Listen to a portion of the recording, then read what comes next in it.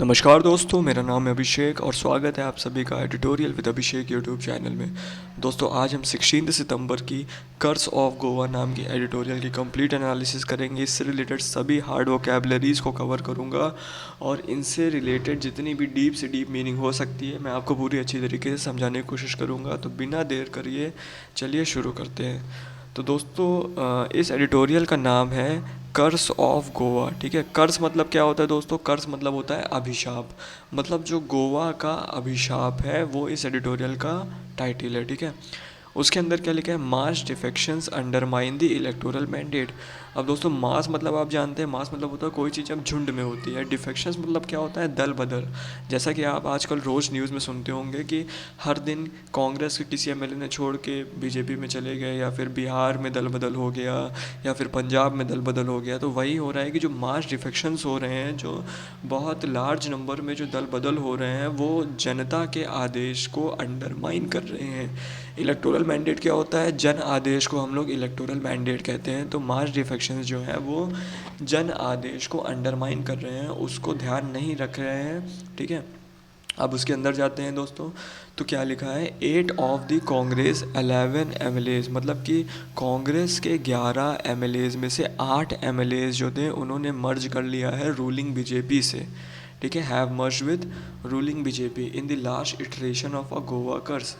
Latest iteration of a Goa curse मतलब कि जो गोवा का जो अभिशाप है, इटरेशन मतलब होता है कोई चीज़ लगातार प्रोसेस में कंटिन्यू होना। मतलब कि गोवा का अभिशाप फिर से रिपीट हो गया है और फिर से कुछ नेताओं का दल बदल हो गया है।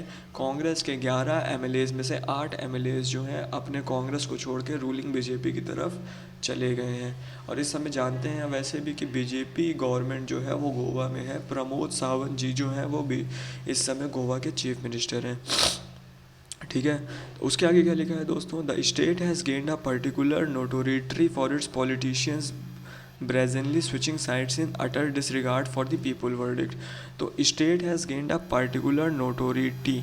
नोटोरिटी मतलब होता है किसी बुरे काम के लिए जाना जाना। ठीक है, मतलब कि स्टेट जो है वो एक ऐसा एक पर्टिकुलर उसकी इमेज बन गई है, उसकी एक पर्टिकुलर पहचान बन गई है कि हाँ भैया यहाँ पे पॉलिटिशियंस जो होते हैं गोवा स्टेट में वो ब्रेजनली मतलब बिना किसी शर्म के, ब्रेजनली मतलब होता है बिना किसी शर्म के, बेशर्मी से अपने साइड्स को स्विच कर ले रहे हैं। Utter disregard of the people's verdict, ये बहुत इंपॉर्टेंट दोस्तों। मतलब कि वो पीपुल्स की जो वर्डिक्ट है, पीपल का जो मत है, जो लोगों का मत है, लोगों की राय है, उसको बिना ध्यान में रखे हुए वो बस अपनी साइड्स को स्विच कर ले रहे हैं। ठीक है, इसके आगे क्या लिखा है दोस्तों? BJP chief minister Pramod Sawant has succeeded in splitting the Goa Congress. जो बीजेपी की चीफ मिनिस्टर हैं, कौन है बीजेपी की चीफ मिनिस्टर?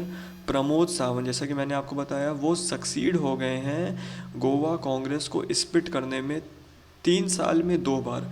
मतलब गोवा के प्राइम मिनिस्टर प्रमोद सावंत 3 साल में 2 बार कांग्रेस को स्प्लिट कर चुके हैं। ठीक है, in the previous assembly 15th of the 17 Congress MLAs left the party.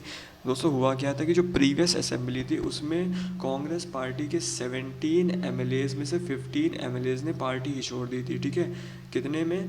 70 Congress के एमएलएज में से 15 ने पार्टी ही छोड़ दी थी। अब majority of them for the BJP. ये बहुत इंपॉर्टेंट चीज़ है नोट करने वाली कि ज़्यादातर एमएलएज जो कांग्रेस छोड़ रहे हैं वो ज़्यादातर के ऑलमोस्ट सभी जाके आखिरी में बीजेपी से जुड़ जा रहे हैं। ठीक है, इन दी फेबररी असेंबली इलेक्शन, जो अभी अभी फरवरी में इलेक्शंस हुए थे असेंबली इलेक्शंस, उसमें कांग्रेस को डिसएडवांटेज क्या हुआ कि कांग्रेस के सभी एमएलए जो छोड़ के चले जा रहे थे, अब कांग्रेस को क्या करना पड़ा कि इलेक्शंस में पूरे नए चेहरे उतारने पड़े। जैसा कि आप जानते हैं लोग पुराने चेहरों पर विश्वास करते हैं, लोग एक्सपीरियंस बंदे पर विश्वास करते हैं। तो वहीं कांग्रेस को एक डिसएडवांटेज क्या हुआ कि क्योंकि उसके 15 एमएलए जो थे वो छोड़ के चले गए थे, इस वजह से उसको असेंबली इलेक्शंस में ज़्यादातर चेहरे जो हैं वो नए आने पड़े, मतलब न्यू कमर्स आने पड़े। All 37 of its candidate had twice taken a loyalty pledge. अब दोस्तों ये बहुत एक अच्छी बात बताई है इसमें कि जितने भी 37 कैंडिडेट्स थे उन्होंने एक लॉयल्टी प्लेज लिया, उन्होंने एक शपथ लिया राहुल गांधी के द्वारा। राहुल गांधी ने उनको एक शपथ दिलवाई। कहाँ कहाँ दिलवाई? टेम्पल में दिलवाई, मंदिर में दिलवाई, चर्च में दिलवाई, दरगाह में दिलाई, और प्लस उनसे एफिडेविट भी साइन करवाया कि भैया तुम लोग अब हमको छोड़ के नहीं जा सकते हो, तुम लोग बीच में हमको धोखा नहीं दे सकते हो, ठीक है। All the gods could do a little to prick the conscience. अब ज़्यादा से ज़्यादा दोस्तों गॉड भी क्या कर सकते हैं कि वो प्रिक द कंशियंस, मतलब दोस्तों एक बहुत ही इंपॉर्टेंट चीज़ होती है प्रिक द कंशियंस। ये एक फ्रेज़ होता है जिसका मतलब होता है कि फीलिंग गिल्टी।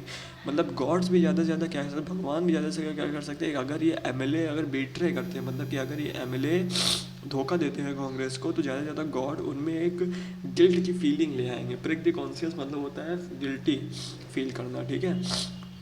ठीक, तो if anything all that drama only made this latest episode of the crush that much more mockery of democracy. दोस्तों ये बहुत इंपॉर्टेंट पॉइंट है।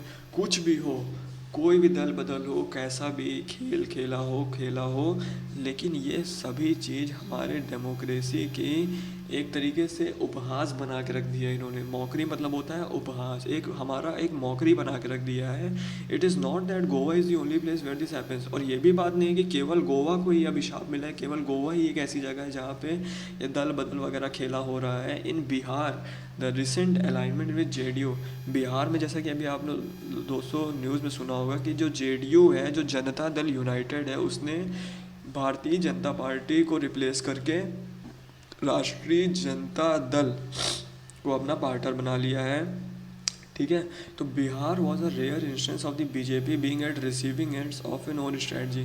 दोस्तों ये एक तरीके से बहुत बड़ा सेटायर मार दिया है कि बिहार एक रेयर इंस्टेंस है जहाँ पे बीजेपी को अपनी ही चाल में हरा दिया गया। मतलब जो बीजेपी जिस चीज़ के लिए फेमस है कि भैया एमएलएज छोड़ के उसके में आ रहे हैं, तो अब क्या हो रहा है कि बीजेपी को ही बिहार में दल मतलब एक तरीके से बैक फुट में ला दिया गया, ठीक है। अब उसके बाद दोस्तों क्या है, the party has swung back at in style in Goa through it though it did not need any more MLAs to be in power. Party जो थी अच्छी तरीके से स्वंग बैक करी, मतलब कि वापस पावर में आई। पार्टी यहाँ पे कौन सी पार्टी की बात की जा रही है, यहाँ पे बीजेपी पार्टी की बात की जा रही है। कौन सी पार्टी की, बीजेपी, ठीक है। तो बीजेपी पार्टी जो है अच्छे से स्वंग बैक करी स्टाइल में in Goa, though it did not need any more MLAs to be in power. फिर भी लेकिन इसको अभी भी कोई ज़्यादा एमएलएज नहीं चाहिए पावर के लिए, क्योंकि इसके पास बहुत पर्याप्त मात्रा में एमएलएज हैं, ठीक है। इन दी 40 मेंबर स्ट्रॉन्ग असेंबली, देखो 40 मेंबर की गोवा की असेंबली है, इसके पास 20 एमएलएज जो हैं वो खुद बीजेपी के हैं, ठीक है। फिर उसके बाद 3 इंडिपेंडेंट एमएलएज जो हैं वो तुम्हारे आ जाते हैं, इंडिपेंडेंट एमएलएज। फिर उसके बाद 2 एमएलएज जो हैं वो इसको महाराष्ट्रवादी कोमनातक पार्टी से मिल गया। तो 20 प्लस 23 एमएलएज और 23 और 2 25 एमएलएज जो है इसके अभी तक सपोर्ट में आ गए। फिर अभी अभी आपने देखा कि भैया कांग्रेस के 11 एमएलएज में से 8 एमएलएज जो हैं वो छोड़ के चले गए। तो 25 प्लस 8 33 एमएलएज जो है, मतलब 40 मेंबर की असेंबली में 33 एमएलएज जो है वो केवल बीजेपी को सपोर्ट कर रहे हैं। मतलब कि बहुत ही क्लियर मेजॉरिटी है, बहुत ही क्लियर मेजॉरिटी है, 60-70% से भी ऊपर मेजॉरिटी है। Congress has lost its capacity to be an effective opposition. Congress एक बहुत ही इंपॉर्टेंट पॉइंट लिखिए, कांग्रेस ने अपनी कैपेसिटी ही खो दी है एक इफेक्टिव अपोजिशन बनने की राह में। मतलब अब उसको लोग कंसीडर ही नहीं कर रहे हैं कि ये एक इफेक्टिव अपोजिशन है, ठीक है। आप भी ऐसा सोचते ही होंगे, मैं हमको पता है। This was in the making for months now and Congress had tried to avoid it.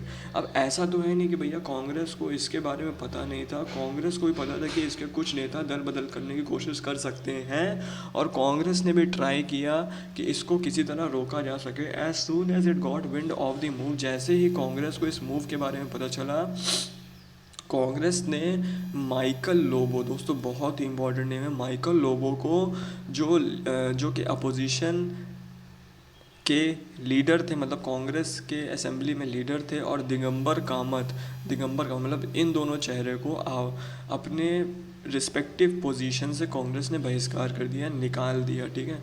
While both Lobo and mister Kamat है साइटेड डिसअफेक्शन, जहां दोनों मिस्टर लोबो और कामत ने डिसअफेक्शन मतलब कि उन्होंने क्या बोला है कि वो एक तरीके से वो कांग्रेस के हाई कमांड से संतुष्ट नहीं है, डिससेटिस्फाइड है। डिसअफेक्शन मतलब होता है कि सेटिस्फाई ना होना।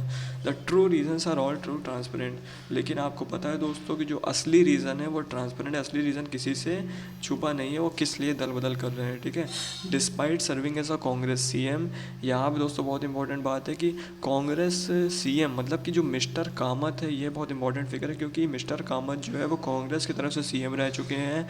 मारगांव जो कि गोवा में है वहाँ के 7 बार के एमएलए रह चुके हैं। लेकिन इनका क्या है, इनका बीजेपी से एक हिस्ट्री लिंक है क्योंकि बीजेपी जब 1994 में वॉन करी थी तो उस समय 4 एमएलए बीजेपी के वॉन में हुए थे। उसी 4 में से एक मिस्टर कामत थे, ठीक है। तो इनका बीजेपी से पहले से एक लिंक बना हुआ है इन 2014। अब क्या है कि इन 2014 द बीजेपी हैज़ लिंक्ड